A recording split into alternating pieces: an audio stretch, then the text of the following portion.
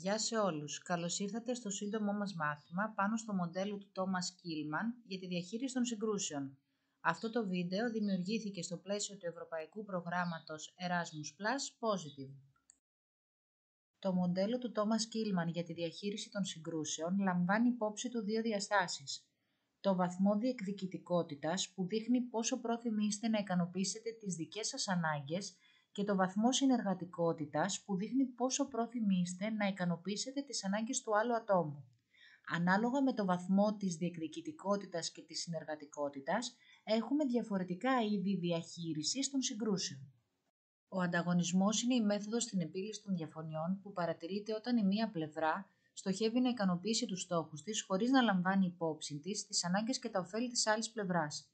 Αυτή είναι μια κατάσταση νικητή ηττημένου με υψηλό επίπεδο διεκδικητικότητας και χαμηλό επίπεδο συνεργατικότητας. Αυτός ο τρόπος επίλυσης των συγκρούσεων δεν είναι ο σωστός εάν θέλεις να συνεχίσεις να έχεις καλή σχέση με το άλλο πρόσωπο. Η αποφυγή ως μέθοδος δεν βασίζεται ούτε στη συνεργατικότητα ούτε στη διεκδικητικότητα. Χρησιμοποιείται όταν δεν είσαι πρόθυμος να λύσεις μια διαφωνία τη δεδομένη στιγμή και αποφασίζεις να την αποφύγεις ή να την αναβάλεις. Αυτή η στρατηγική μπορεί να χρησιμοποιηθεί όταν η επίλυση της διαφωνίας δεν αποτελεί για εσένα προτεραιότητα. Η προσαρμογή είναι μέθοδος που βασίζεται στη συνεργατικότητα και όχι στην διεκδικητικότητα. Σε αυτή την περίπτωση ο ένας είναι πρόθυμος να αυτοθυσιαστεί και να ικανοποιήσει τις επιθυμίες και τις ανάγκες του άλλου. Αυτή η μέθοδος είναι η αντίθετη του ανταγωνισμού. Χρησιμοποιείται συνήθως όταν δεν σε ενδιαφέρει το τι θα αποκομίσεις από τη διαφωνία, αλλά σε νοιάζει να χτίσεις ή να διατηρήσεις τις διαπροσωπικές σου σχέσεις. Ο συμβιβασμός είναι μέθοδος που έχει σκοπό να βρει λύση που ικανοποιεί εν μέρει όλους τους εμπλεκόμενους.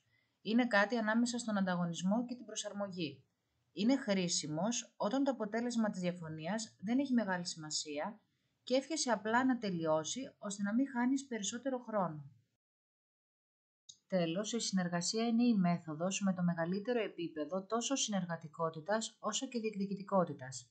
Σε αυτή την περίπτωση και οι δύο μεριές είναι πρόθυμες να διερευνήσουν τη διαφωνία τους, να μάθουν ο ένας από τον άλλον και να βρουν μια κοινή λύση.